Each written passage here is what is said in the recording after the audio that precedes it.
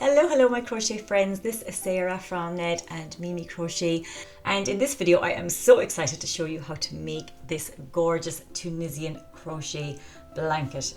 So this video is part one of a two-part series, and in this first video we are going to cover the materials that you will need to make your blanket. And spoiler alert, you may think that you need to go out and buy some new Tunisian crochet hooks, but you might find that that is not the case. We will also cover some shaping techniques to create this lovely chevron effect, and we will learn how to do some color changes to create these color blocks and this gorgeous two-tone effect as well. And I think my absolute favorite thing about this blanket is the fact that it is worked one panel at a time. So you don't need a big long hook or a big long cable. You're going to start off with panel 1, then join in panel 2, panel 3, and so on until you are completely finished. Okay, so let's take a look at the materials that we are going to need for our blanket.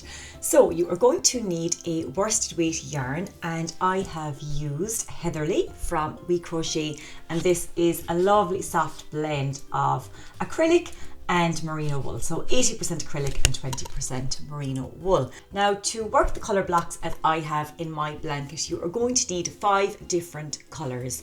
So from a distance it might look like there are actually more than 5 colours of the blanket, but because of the way that we can combine colours and create a lovely two-tone effect for some of the sections, there are actually only 5. And you can find all of the yarn requirements and amounts that you're going to need for each colour listed in the pattern. Now, of course, if you want to use more colours or fewer colours, that is completely up to you. Once you know the basic stitch pattern, you have lots and lots of options for customising the blanket as you would like. Now, while you can make this blanket simply by following along with the video, I do recommend that you grab the written pattern as well, because there is some more detail there in terms of stitch counts and row counts and when to change colours, etc. Okay, so on to our crochet hook. Now, if you are already familiar with Tunisian crochet, you'll know that the hook requirements for this technique are a little different from what you would use with regular crochet. And if you are brand new to Tunisian, I definitely recommend checking out my beginners video first, and I go over all of the hook sizes and the different things that you need to know to get you started. So if we have a look at the yarn label for our yarn here, we can see that the recommended hook size for our yarn here is a J or a 6mm crochet hook. However, we know that for Tunisian crochet, we need to go up at least a millimetre or 2 from the hook recommended on the yarn label. So for my blanket, I have used an 8mm or a letter L crochet hook. Now, the really nice thing about this blanket is that because we don't need to fit a lot of loops on our hook at one time, we can actually get away with using a regular crochet hook. So this is an adjustable Tunisian hook. You can attach a cable on here, but actually I found that I had plenty of space here to fit all of my loops. And if you're worried about loops sliding off the end, you can always put a little elastic band or a knitting needle stopper or something like that on the end, just to make sure that those loops aren't going anywhere. So if you don't have a Tunisian crochet hook, you can just use a regular 8mm crochet hook, and the only thing you need to know is that the handle of the hook needs to be completely straight. So you can't use an ergonomic hook, you can't use a hook that has a thicker handle down here. It does need to be completely straight. And finally, in addition to your yarn and your hook, you are going to need a stitch marker. So I wouldn't skip that, it's going to come in very handy, and you'll need a yarn needle for weaving in your ends. Alrighty, so what are we actually going to make? So I am not going to make the entire blanket for this video tutorial. Instead, I'm going to make a much smaller sample, but it is going to show you every technique that you need to be able to make your blanket without any problem.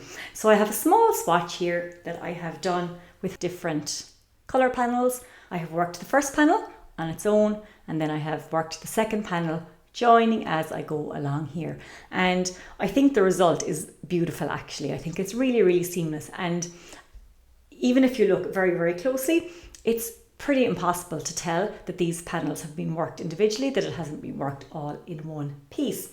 So we are going to learn how to do our foundation row, which is the basis of every Tunisian crochet project, they all start with a foundation row. We're going to do some shaping to create the chevron shape.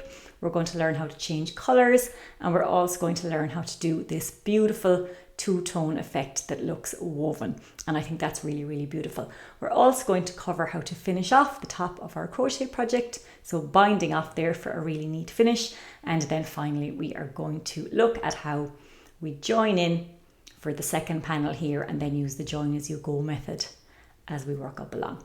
So without further ado, let us get right to it. So we are going to begin with a slip knot, and then for my first panel I am going to chain 23. So try to keep your chains nice and loose here if you can.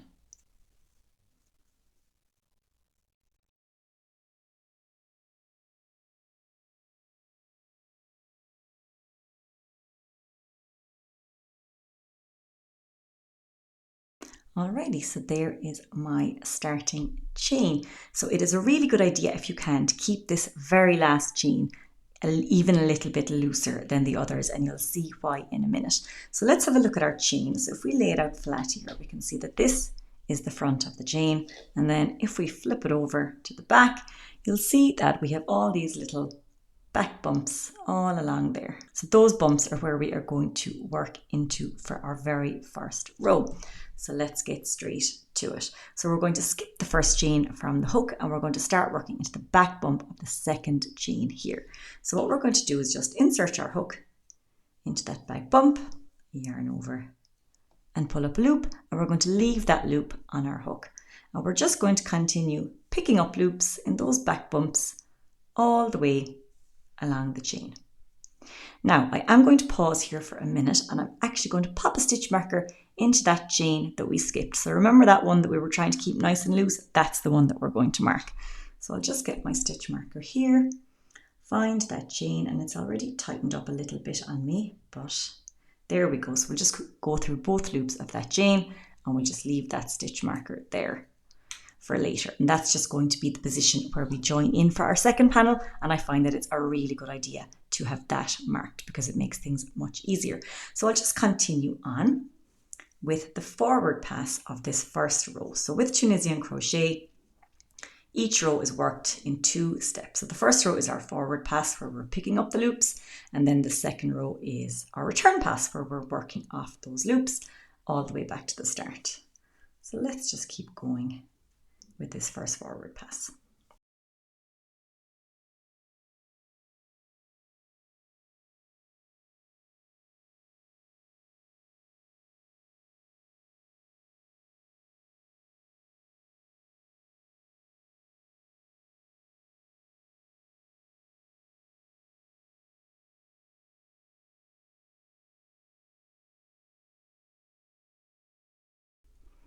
Alrighty, so that is the first forward pass done. So we have 23 loops on our hook. We started with a chain of 23, so we should have the same number of loops on our hook now. So let's go ahead and do the return pass of this row. So it's going to be very, very easy. We are going to start with a chain 1, like so. And the reason for this is to get our hook to the correct height for the row, and you can liken this chain 1 to your turning chain in regular crochet. So it's just getting your hook position to the correct height. So now we're going to work off these loops, and we're going to do so 2 at a time. So how we'll do that is yarn over and pull through just 2 loops, and then we'll do it again, yarn over, pull through 2 loops, and we just need to keep repeating that all the way along until we just have 1 loop left on our hook.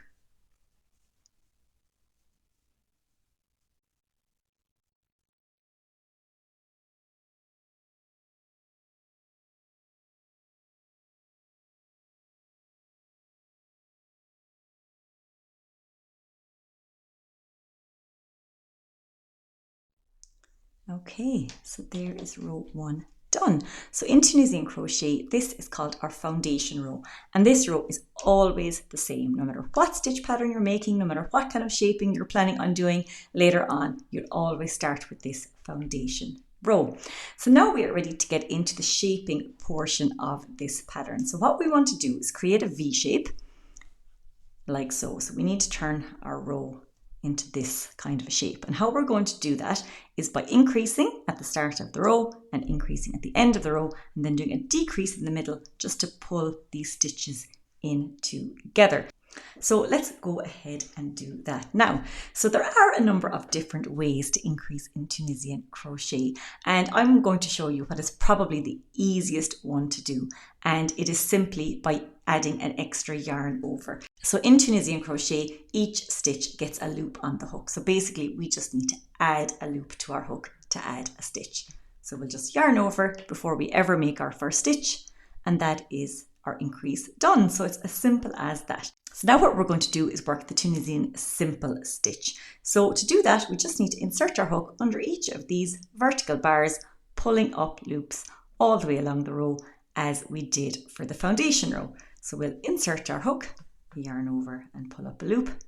So you can see now that we have our 3 loops here. So now I just need to continue with that Tunisian simple stitch until I have a total of 11 loops on my hook.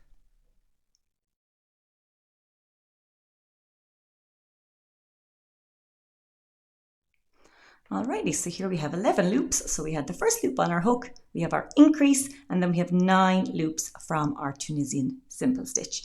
So the next portion of the row is to decrease. So what we need to do is pull in some of these stitches together. And how we're going to do that is by working a Tunisian simple stitch 3 together. And all that means is simply working the next 3 vertical bars as if they were one stitch. So we'll insert our hook into the first one, then the next, then the next. So now we have 3 loops that we've just added to the hook. We'll yarn over, pull through all 3, and that's the decrease done. So nice and simple. Now we just need to continue with our Tunisian simple stitch all the way to the end of the row.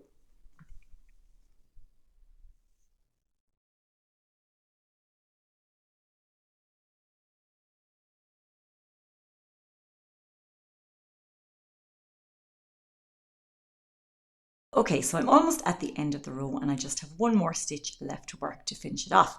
However, before I work that last stitch, I do need to add a loop because I increased here at the start of the row and I also need to increase at the end of the row. So to add the loop, all I'm going to do is yarn over, just like we did at the start, and that's the extra loop added. Now, the last step of this row is to work what's called the end stitch. So if we have a look at the end of our row, so here is the front of the chain 1 that we worked when we were doing the return pass, and here is the back loop of that chain. So what we need to do for the last stitch is actually go through both of those loops. So let's go ahead and do that now. So be careful not to drop your extra yarn over. So in we go through both loops. You can see them there, and we'll just yarn over and pull up a loop, and that's the last stitch worked. So in a Tunisian crochet pattern, you might see this written as work end stitch or work last stitch or something like that, just to signal that this stitch is worked a little bit differently to the others in the row. So now we just need to work our return pass, and it's going to be exactly the same as we did for the previous row. So we'll begin with the chain 1 just to get that hook to the correct height, and then work the loops off 2 at a time all the way back to the start.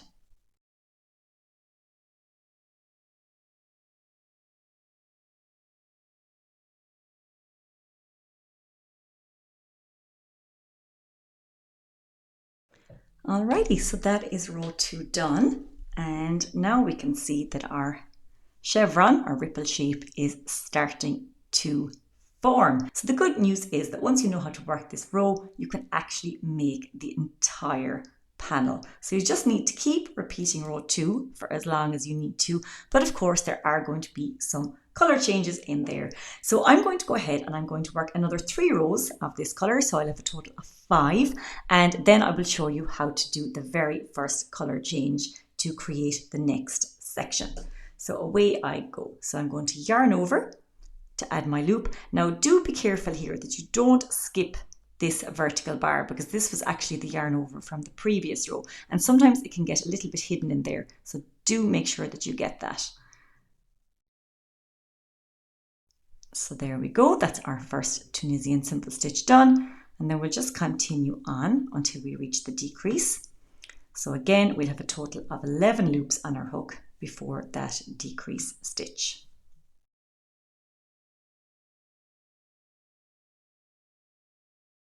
All right, so now it's time to decrease. So what you should find is that the center vertical bar here of the next 3 is on top of that previous decrease. So let's do another decrease. We'll insert our hook into the next 3 stitches, yarn over and pull through all 3 loops, and that's the decrease done. And then we'll just Tunisian simple stitch the end, not forgetting our second increase, and then we'll do our end stitch as normal.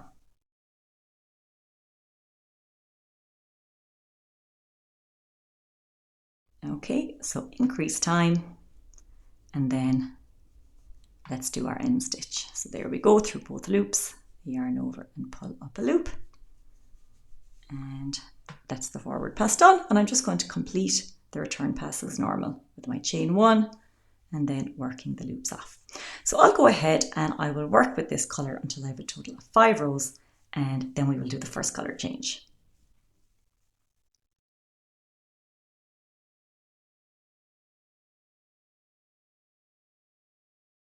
Alrighty, so I have worked my 5 rows in this first colour, and I have actually just paused here at the end of the last return pass when I have 2 loops on my hook, because this is where I am going to introduce my new colour. So I will just grab my second colour here, and then I'll yarn over that and pull through to complete the return pass. And that is also the colour change made. So what I can do at this point is just cut the first colour here, so I don't need that anymore for now. We can weave that in later. And now we are ready to get on with the next row using our second colour. So it's really, really easy. So you can just give a little pull there on those strands just to get them into place, but you don't need to pull them too tight. They should stay put. So we'll just get straight into row 6 now. So we'll yarn over, that's our increase done, insert the hook under that vertical bar for our first Tunisian simple stitch, and then we will just continue with the same pattern as we have done for the previous rows.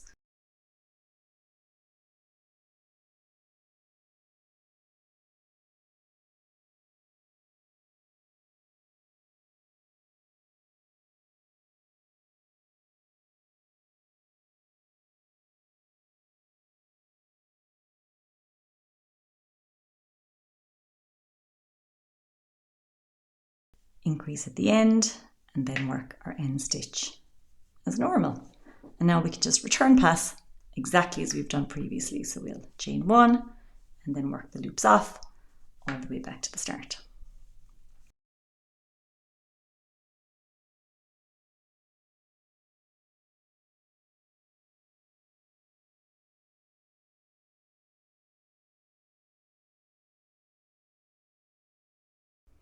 Alrighty, so that is row 6 done in our second colour. So I'm going to go ahead now and work a total of 5 rows with this second colour, and then I will see you back here for the next colour change, which is going to be slightly different because we are going to introduce a third colour, but this time we're going to introduce it at the start of the return pass rather than at the start of the forward pass. So let me go ahead and do these next 4 rows, and I'll see you back here very soon.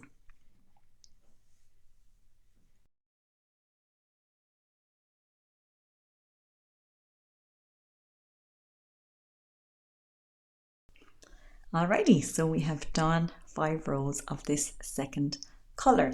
Now what I'm actually going to do is work the forward pass of the next row in the same colour, and then we're going to change colour and introduce our third one at the beginning of the next return pass. So let me go ahead and do this quickly now. So again, just following the same pattern as all of the previous rows.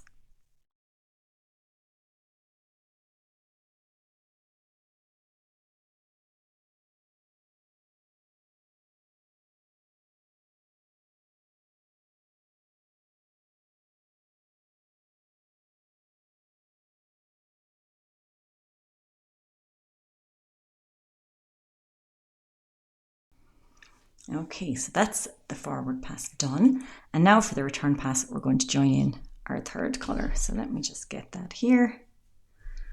So to join it in, all we're going to do is yarn over and pull up a loop, and that's basically our chain one done for the return pass.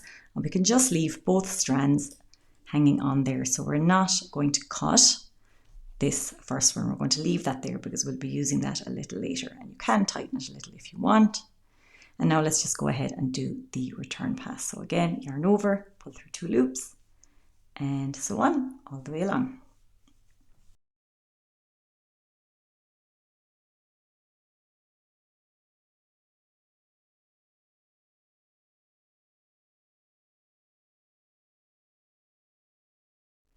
Okay, so that's our first 2-tone row done. So the forward pass with one colour and then the return pass with the next colour.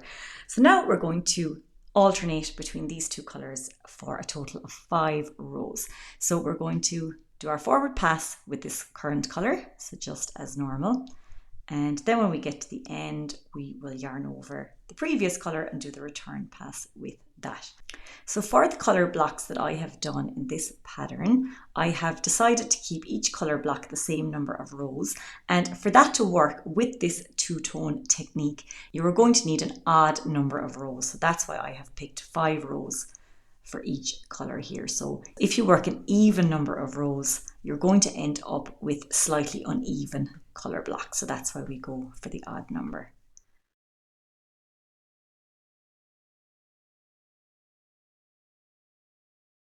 So now finishing off this row can be a little bit tricky because we need to work the end stitch, but we have got a slightly different layout here. So we're going to do our yarn over for the increase as normal, and then I'll insert my hook through that chain, and I also want to make sure to grab the tail here from that colour change. So we want 2 loops on our hook as we would normally have with the end stitch, and then we just yarn over and pull up a loop, and then you can just give a little tug on everything there just to get it into place. Now what I'm going to do is move my current colour over to the right here, and I am going to yarn over my previous colour. So we'll do our chain 1 with that, like so. So just floating that yarn up the side of our work here. Let me just twist that around so you can see it a little bit better. So that's our float just there. So now I can just continue the return pass as normal. So we've done our chain 1 and we'll just work those loops off 2 at a time. So for this block of 5 rows, we are going to be working our forward pass in one colour and the return pass in another. And when we are finished, we should end up with our new colour, so this one here, on the right side of our work, ready to begin a new colour block in that colour.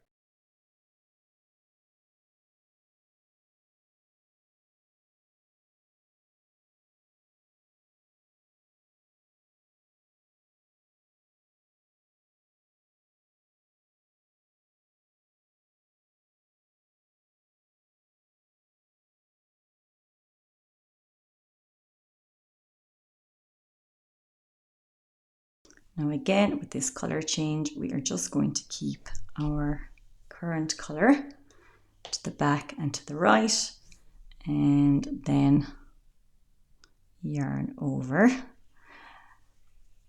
that third colour and do our chain 1, and that's the colour change made.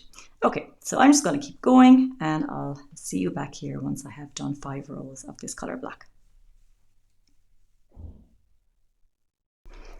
Okay, so I think things are really starting to come together now. So we have done 5 rows in our 2-tone colour, and we have ended up with our third colour here ready to begin the next row. So we can actually cut the yarn for colour 2 here because we are not going to need that any longer. So I'll just cut that off. And now all we need to do to finish off this swatch is to work 5 rows in our third colour here. So we're just going to work 5 solid rows, and then I will come back into the video to show you how to finish off the top edge for a nice neat finish. So let me go ahead and do that now, and I'll see you back here very, very soon.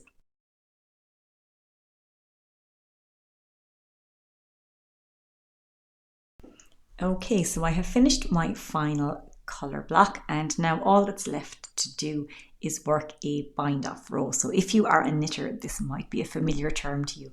So what the bind off row is going to do is just close up these little gaps here that we have in between the vertical bars, and it'll just make the top edge look a lot neater. So I'm going to work a slip stitch bind off. There are some other methods, but for me, this is the one that I would use 99% of the time, I'd say. So what we're going to do is just insert our hook under the vertical bar, yarn over and pull up a loop, and then just continue to pull through to make a slip stitch. So you don't need to worry about any increases when you're doing this bind off row. So now I'm just going to continue slip stitching through all of the vertical bars until I come to my 3 center stitches.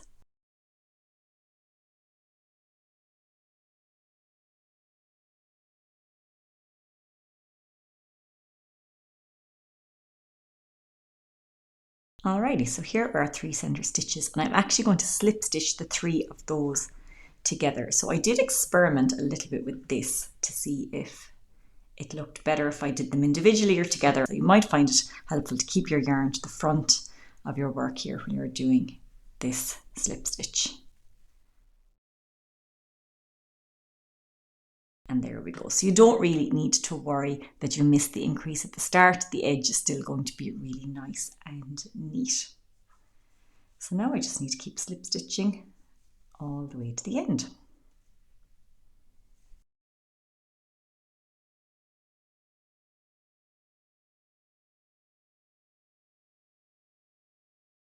So just be careful not to miss this last vertical bar that we created with the yarn over on the previous row.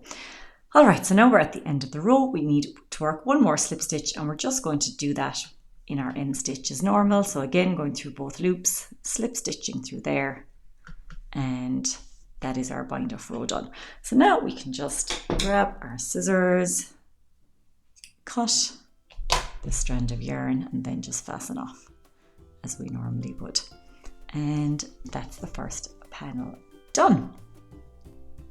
So our next step is going to be to join in panel 2, and that is exactly what we are going to cover in the next part of this video series. And we'll also cover some finishing touches like blocking your work to iron out any curling or shaping issues. So for now, I will leave you here. Once you're done with panel 1, be sure to join me for part 2. And of course, in the meantime, if you do have a second to like this video and subscribe to my channel, that would be absolutely amazing. Until next time, happy crocheting and take care.